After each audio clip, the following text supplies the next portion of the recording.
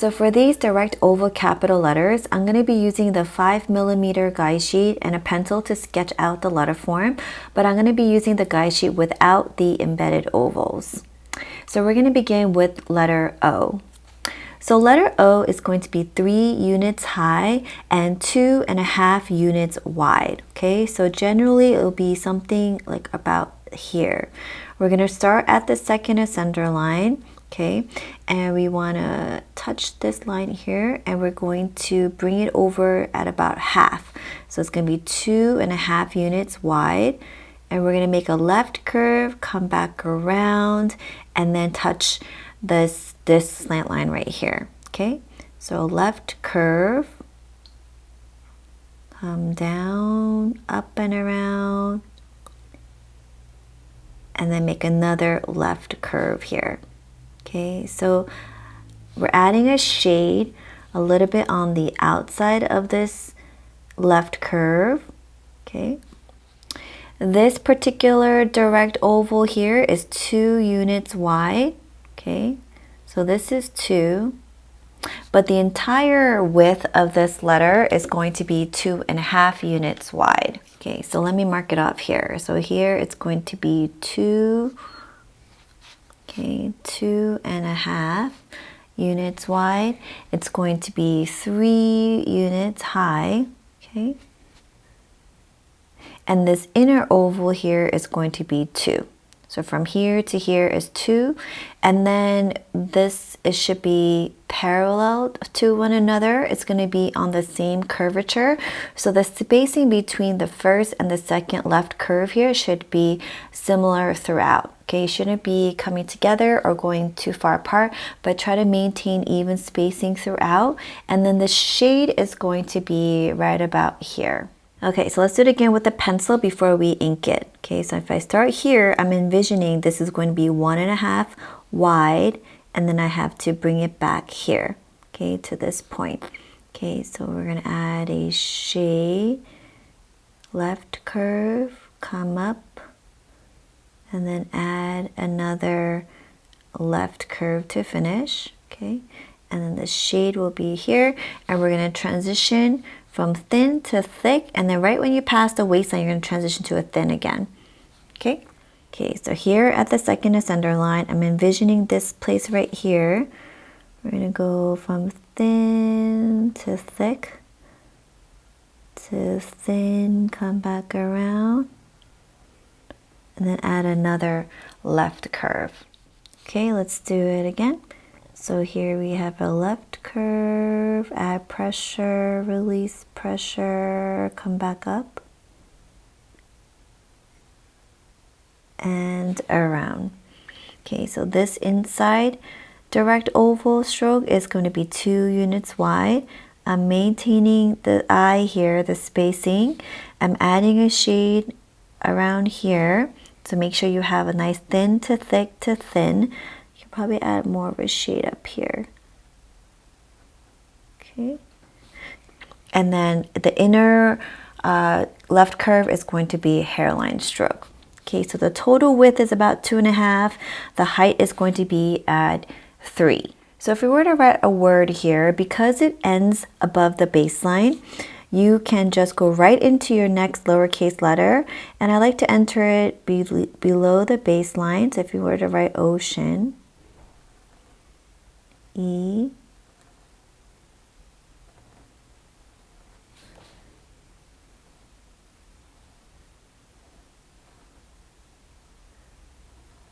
and N. Okay, you can start at the baseline, but I like to kind of hug the capital letter to make it look a little bit more fluid when I'm writing words. Okay, so this is how you would write your words and your lowercase letters next to the capital letter O. Let's do a couple more times before we move on to our letter D. Okay, so from here, add pressure, release pressure, come back up, and around. Okay.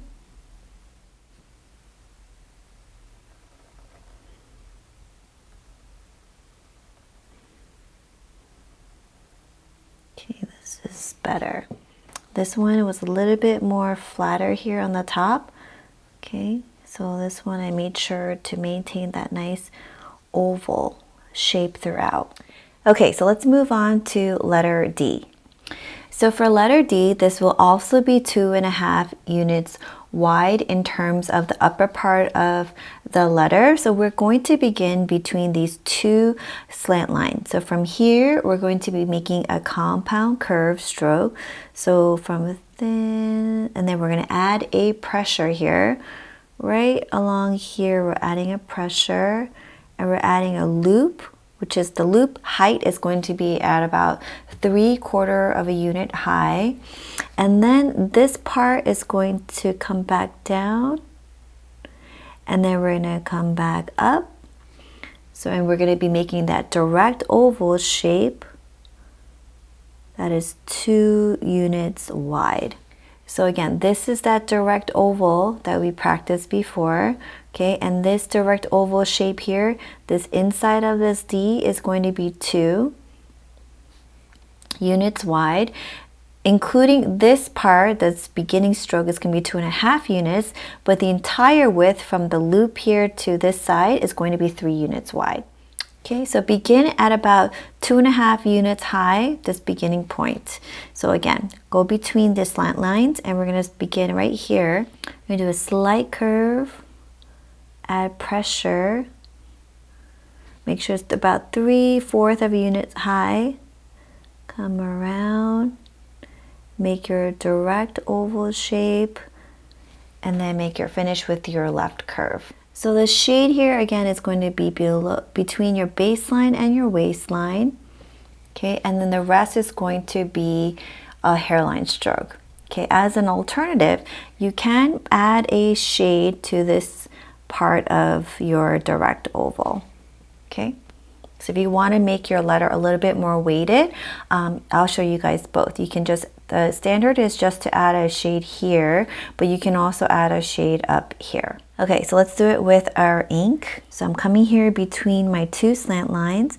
I'm going to curve 2.5 units high. I'm going to curve into this stroke, add a shade, a loop, come back around, a direct oval, and then make sure this oval here is about 2 units wide, and that's going to be the shape of my D.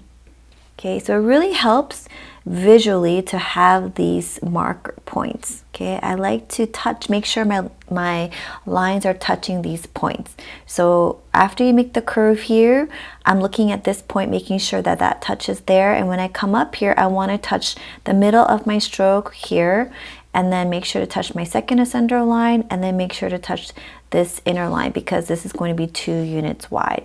Okay, so visually, like, envisioning these little markers will help you guys to make the right shape. Okay, so let's do it again.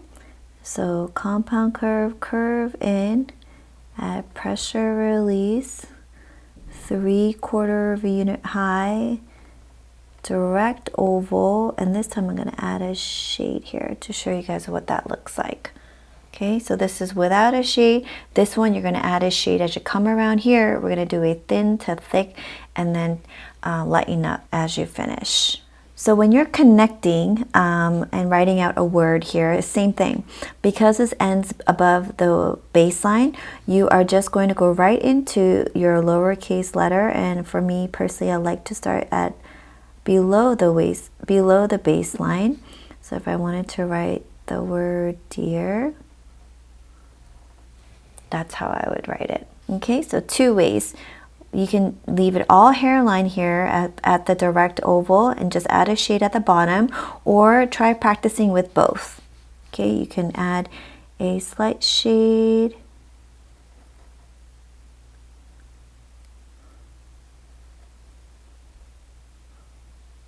right here as you finish. And this time I'm going to I'll do an O,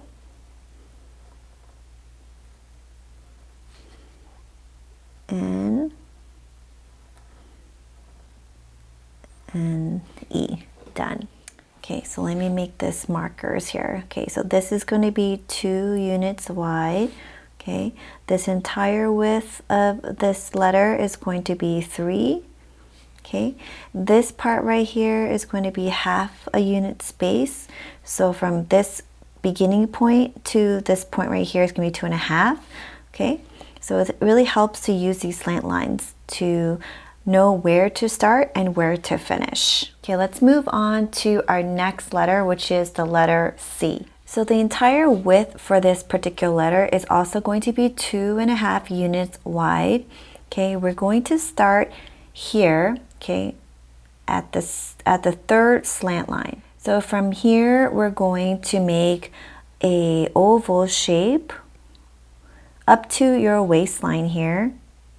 Come back up around, add a shade here, release pressure, and then exit out.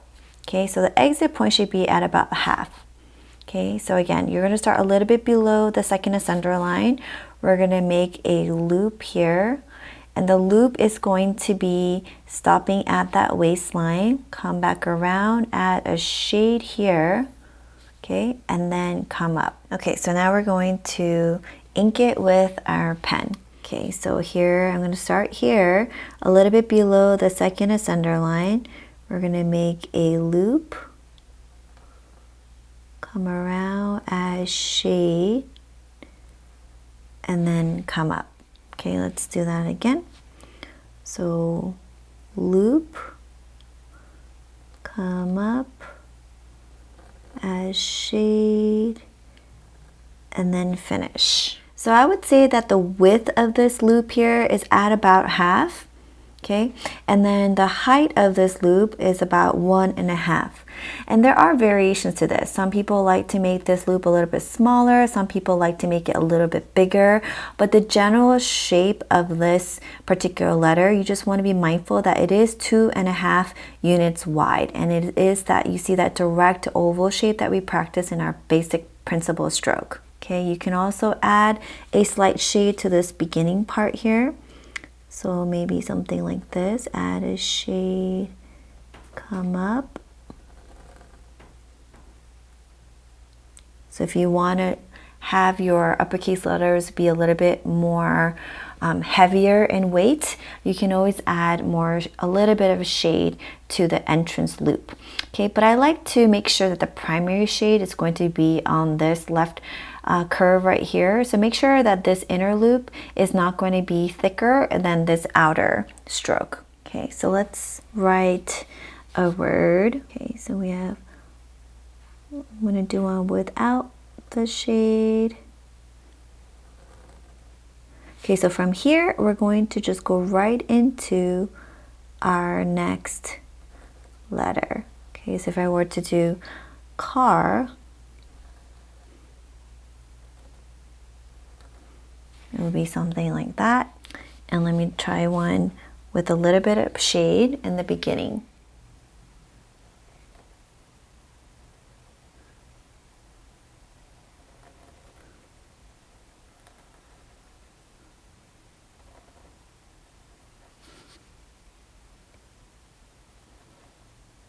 And maybe we can do a name like Carl. Here, do an L.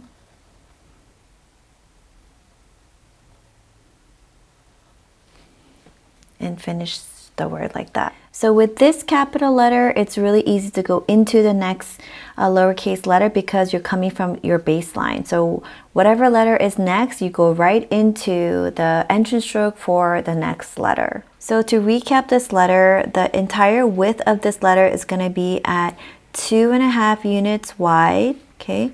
This right here is going to be at about 1/2 of a unit space wide, but the entire height is going to be 1.5. Okay, so this is 1.5 from here to here.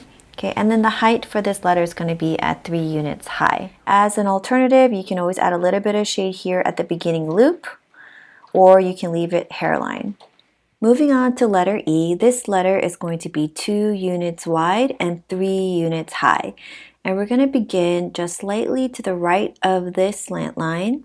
We're going to make a loop, okay, starting from here. Make a small loop, up to from the second ascender line to your first ascender line. Loop around, make a slight curve here, right kind of like at the midpoint of this unit space. So the total width of this top part of this E is going to be 1 unit space apart. Then from right at the first ascender line, we're going to make a small loop here. And then we're going to make the bottom part for this E by bringing it to this slant line. Okay. Come back up and then curve it back in. Okay, this one should be a little bit more to the right so it touches this line. So the bottom part of this E is going to be 2 units wide and the top part of this E will be 1 unit wide. Okay, so the slight shade will be on this part of the stroke here as you curve it up and then bringing it back in for another left curve to finish. Okay, so let's do that again with the pencil before we move on to the ink. So again, I'm starting a little bit to the right of this slant line. We're going to have this loop be a half unit space wide. Okay, here's the top part of this E. Like right below that first ascender line is where you want to make that like small, narrow, horizontal oval. Then we're going to do the bottom part for this E, bring it back up, and then curving it in. So this curve right here and this curve right here, it should be on that same curvature. Okay, so the spacing in between those two strokes should be similar throughout. Okay, so now let's try it with our ink. Okay, I'm going to start here to the right of this slant line. We're going to do a curve, come around, top part of this E, make a small loop right underneath that first ascender line, and then this bottom part of this E, add a slight shade here, come back up, and then curve it in. Okay, so this top part of this E is 1 unit space wide, so it should be about half here, and then this loop should be about a half, and then the bottom part here should take the full 2 unit space width apart. Okay, and you're just going to add a slight shade here at the bottom of that E. Okay, let's do more.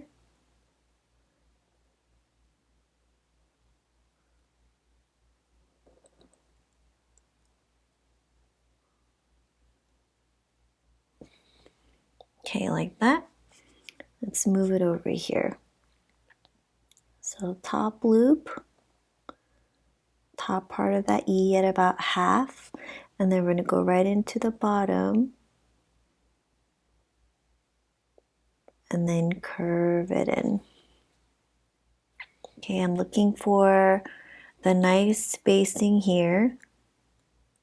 When you make the top part of this loop, I want to aim to be at about half here and then end this curve at about half so that the total width for this top part of this E is going to be 1 unit space wide.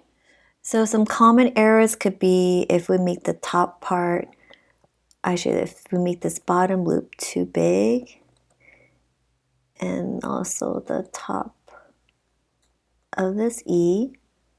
Okay, so here's an example. Okay, so notice here is first of all, I added a shade to the top and the bottom. Okay, you only want to add a shade on the bottom. This loop here is a little too long.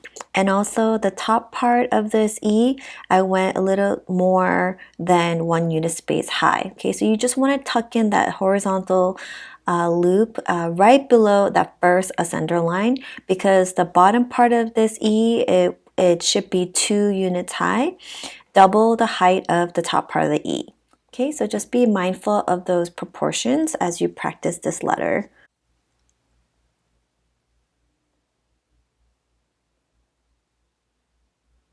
Okay, and then the bottom.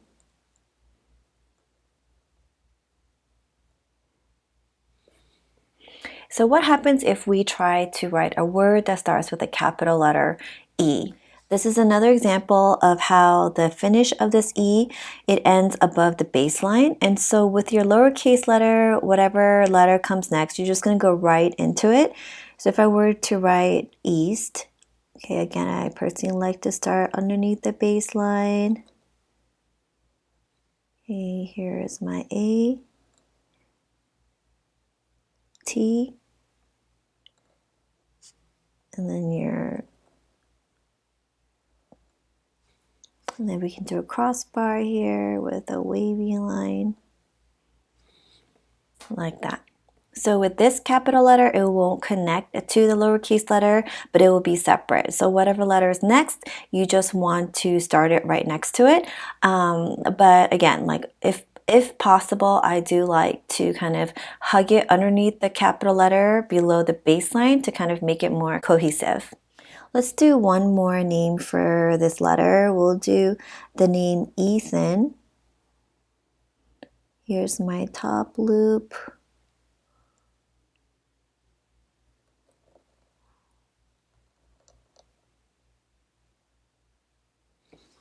Okay, and then with the T.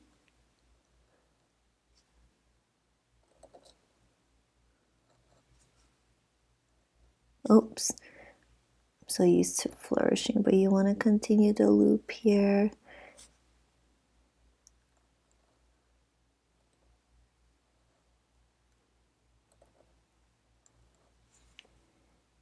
A, and then N. Okay, you can also do a crossbar for the T above your letter. Okay, so notice the subtle differences between this and that. The standard one is to just go across it with a straight line, but to have a little bit more grace and flow, you can do a curvy crossbar for the T, either through the letter or on the top. So to give a recap of this letter, it's going to be 2 units wide. Okay, the entire letter is going to be 2 units wide. The height is going to be 3 units high. Okay, the top part of this E from here to here is going to be 1 unit wide. And also make sure that this loop here, that you stop it at that first ascender line. Okay, you also want to watch for the spacing here between those 2 strokes, and the shade is going to be at the bottom part of the E. Let's move on to the last letter of this category, which is capital letter A. So the capital letter A is going to be very similar to our lowercase a. We're going to start from this slant line right here with a slightly flattened top. Okay, before we come down here with a slight shade. Okay, release pressure and then make an angular oval shape up to that first ascender line. Then we're going to make a straight line down to the baseline, and then we're going to exit with a right curve with 1 unit space wide. Okay, so there should be a gap here between your beginning stroke and then where the beginning of your straight line starts. Okay, so let's do that again. So slightly flatten top, curve down, add pressure, release, slightly angle up to the first ascender line, straight down, and then a right curve to finish. Okay, let's do that again. So start at the slant line, curve down, slight pressure, release, angular oval up, straight down on your slant, and then a right curve to finish. In terms of the shade placement, I will say that you want to aim to have the shade around here. Okay, so it shouldn't be so much along this X height, but throughout that, before you hit the baseline and in between, right after you hit the waistline, you want to be able to gradually release pressure. So I would say the bulk of it should be between your waistline and your first ascender line. Okay, so let's do that with your nib and ink. Okay, so we're going to go from here, curve down,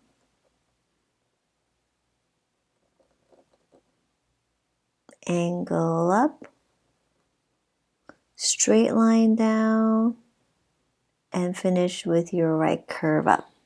Okay, again, curve down, add pressure, release, angular oval, up, straight line down, and then your exit. Okay. So I think I like this shade better. Right here it's a little bit more gradual. So this thin to thick to thin. Okay, so thin to thick to thin. Come up, straight line down, and then right curve to exit. So with this particular letter, because the finish is going from your baseline up to your waistline, for this particular finish exit stroke, you can just go right into your next lowercase letter when you write your words. So let's do the name Amy. Okay, so left curve down, angular oval up to the first ascender line, straight line. Oops, this one was a little bit too narrow. Let me do it here. Left curve down, release pressure up to the first ascender line, straight line down. From here, we're going to do Amy. Okay, so exit up, M, and then go into our Y.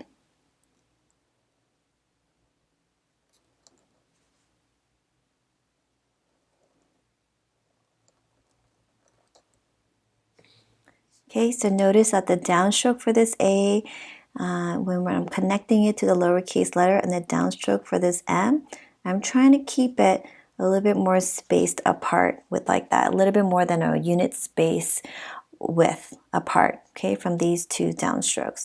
Okay, so Amy, that's how you would write Amy. So to recap this letter is going to be 3 units wide. Okay, the top part of this A is going to be 2 units wide. The shade is going to be right here. You want to basically enter into it, going into the first asunder space and release pressure as you pass the waistline. Okay, this line right here is going to be on your slant line.